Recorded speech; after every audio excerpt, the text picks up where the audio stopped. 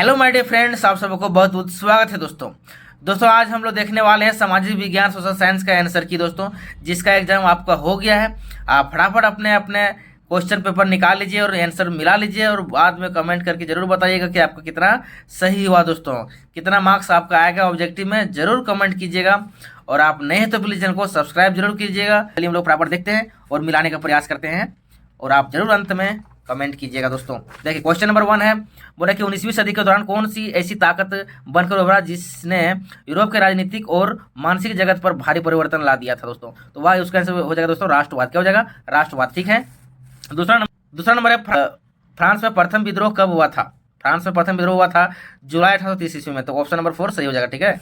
चलिए question number 3 बोल रहा है कि 1804 की नागरिक संहिता, जिसे आमतौर पर नेपोलियन की संहिता के नाम से भी जाना जाता है, और उसने फ्रांस के सुधार के लिए क्या कदम उठाए थे दोस्तों? तो जन पर आधारित विशेषाधिकार समाप्त कर दिया था, कानून के समक्ष बराबरी और संपत्ति के अधिकारों को सुरक्षित बनाया था, प्रशासनिक विभाजनों को सरल बनाया था, और इनमें से सही हो जाएगा ऑप्शन नंबर डी सही हो जाएगा दोस्तों। इसका ऑप्शन नंबर 4 सही हो जाएगा। ठीक है। चलिए क्वेश्चन नेक्स्ट आते हैं। क्वेश्चन नंबर है 4, बोला कि 1917 ईस्वी में, क्वेश्चन नंबर 4 बोल रहा है कि 1917 में गांधी जी ने खेड़ा जिले के किसानों को मदद के लिए सत्याग्रह का आयोजन किया था। खेड़ा भारत के किस राज्य में स्थित है दोस्तों? तो खेड़ा जो है गुजरात में। कहाँ पर है? गुजरात में। तो ऑप्शन नंबर 1 सही हो जाएगा। चलिए क्वेश्चन नंबर 5 देते हैं। साइमन कमीशन भारत क्यों आया था? तो साइमन कमीशन भारत आया था संवैधानिक व्यवस्था की कार्यशैली का अध्ययन करने के लिए। तो ऑप्शन नंबर 3 सही हो जाएगा। ठीक है। क्वेश्चन ऑप्शन नंबर 3 सही हो जाएगा। चलिए नेक्स्ट क्वेश्चन देखते हैं। क्वेश्चन नंबर 6, क्वेश्चन नंबर 6 बोल रहा है कि 1840 ईस्वी के दशक के मध्य में आयरलैंड के किस बीमारी के कारण निम्न में से कौन सा फसल खराब हो गया था, जिससे लाखों लोग भूखमरी के कारण मौत के मुंह में चले गए? यानी कि आलू का फसल। किसका फसल? आलू का फसल। ठीक है। तो क्वेश्चन नंबर 6 का 2 ऑप्शन सही हो जाएगा। चलिए क्वेश्चन नंबर 7 बोल रहा है कि क्वेश्चन नंबर 7 बोलता है कि प्रथम विश्व युद्ध खत्म होने के केवल 2 दशक बाद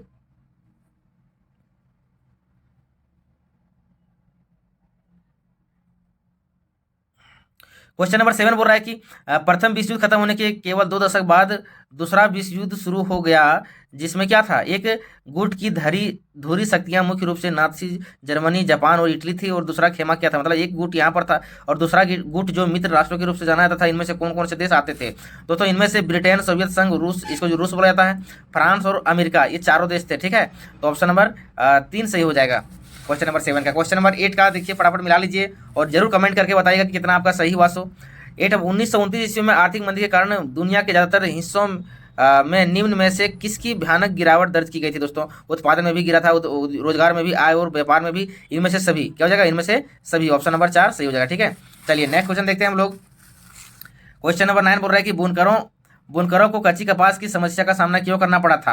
तो कच्ची कपास, देखिए गलत हो गया था, इसका फसल नष्ट हो गई थी, गलत लगा दिया था। उसमें हुआ था कि कच्चे कपास के निर्यात में वृद्धि हो गई थी, निर्यात तेजी से हो गया था। ठीक है। तो ऑप्शन नंबर 1 सही हो जाएगा। चलिए 9 का 1 नंबर सही हो जाएगा, याद रखिएगा 9 का 1। अब देखिए 10 नंबर बोला यहाँ पर कि 19वीं शताब्दी के दौरान ब्रिटेन में सर्वाधिक गतिशील उद्योग में से थे, क्या थे? कपास और धातु थे, कपास और धातु। ठीक है। तो ऑप्शन नंबर 3 सही हो जाएगा 10 का। चलिए नेक्स्ट 11 नंबर देखते हैं अब हम लोग। अब नेक्स्ट 11 नंबर बोल रहा है कि मुद्रण तकनीक सबसे पहले कहाँ विकसित हुई थी? मुद्रा की जो तकनीक था सबसे पहले चीन में विकसित हुई थी। ऑप्शन नंबर बी 2 नंबर से हो जाएगा। ठीक है। 12 नंबर बोल रहा है कि निम्न जातीय आंदोलनों के मराठी नेता कौन थे जिन्होंने अपनी पुस्तक गुलामगिरी में जाति प्रथा के अत्याचारों पर लिखा था? वो थे ज्योतिबा फुले। तो ऑप्शन नंबर 1 सही हो जाएगा।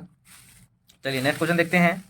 13 नंबर बोला कि समानता के आधार पर 2 वर्गों में बांटा गया था। बहुत ही आसान क्वेश्चन था। तो नवीकरणीय और या नवीकरणीय। तो ऑप्शन नंबर 2 सही हो जाएगा। चलिए नेक्स्ट क्वेश्चन देते हैं। 14 नंबर बोल रहा है यहाँ पर कि संसाधनों के अंधाधुंध शोषण के से किस प्रकार का वैश्विक परिस्थिति संकट पैदा हो गया था? भूमंडलीय तापमान, ओजोन परत अवक्षय, पर्यावरण प्रदूषण, इनमें से सभी। इनमें से सभी हो जाएगा। ऑप्शन नंबर डी सही हो जाएगा, मतलब चौथा नंबर। ठीक है। चलिए नेक्स्ट क्वेश्चन देखते हैं। 15 नंबर क्वेश्चन क्या बोल रहा है कि वनों और वन्य जीवन का संरक्षण करना आवश्यक है, क्योंकि इससे पारिस्थितिकी विविधता बनी रहती है, जीवन साथी संसाधन वायु जल इतना बनी रहती है, बेहतर जनन और के लिए वनस्पति और पशुओं के जीवनी विविधताओं के संरक्षित करती है। तो ऑप्शन नंबर 4 सही हो जाएगा, इनमें से सभी। ठीक है। चलिए नेक्स्ट क्वेश्चन देखते हैं। 16 नंबर क्वेश्चन बोल रहा है कि वन और वन्य प्राणियों के संरक्षण के लिए किस प्रकार के वनों को सर्वाधिक मूल्यवान माना जाता है? तो हो जाएगा खा, यानी कि ऑप्शन नंबर 2 आरक्षित वन। क्या हो जाएगा? आरक्षित वन। ऑप्शन नंबर 2 सही हो जाएगा। ठीक है। चलिए नेक्स्ट क्वेश्चन देखते हैं 17 नंबर। प्रचुर मात्रा में जल उपलब्ध होने के बावजूद जल किन कारणों से प्रदूषित और मानव उपयोग के लिए खतरनाक बनते जा रहे हैं? घरेलू और औद्योगिक अपशिष्टों से के मिलने से, रसायनों के अधिक प्रयोग से, कीटनाशकों और कृषि के प्रयुक्त उर्वरकों के प्रयोग से, दिन में से सभी। ऑप्शन नंबर डी सही हो जाएगा, मतलब चौथा नंबर। 17 हो गया। 18 नंबर देखते हैं। मानसून के आगमन के साथ जो फसलें बोई जाती है उन्हें कौन सा फसल के अंतर्गत आती है? तो वो खरीफ फसल। कौन फसल? खरीफ फसल। तो ऑप्शन नंबर 1 सही हो जाएगा। ठीक है, चलिए नेक्स्ट देखते हैं 19 नंबर। पवन और सौर ऊर्जा संसाधनों की बहुतायत भारत के किस राज्य में अधिक पाई जाती है, मतलब उसका प्रयोग अधिक होता है? तो वह राजस्थान। कहाँ है? राजस्थान। तो ऑप्शन नंबर 3 सही हो जाएगा। चलिए नेक्स्ट क्वेश्चन देखते हैं 20 नंबर बोल रहा है कि जल और उर्वरक के अधिक और अविवेकपूर्ण प्रयोग से किस प्रकार की समस्या हो सकती है? अगर अधिक मतलब कोई प्रयोग करने का कोई निश्चित सीमा ना रहेगा तो की समस्या का सामना करना पड़ सकता है?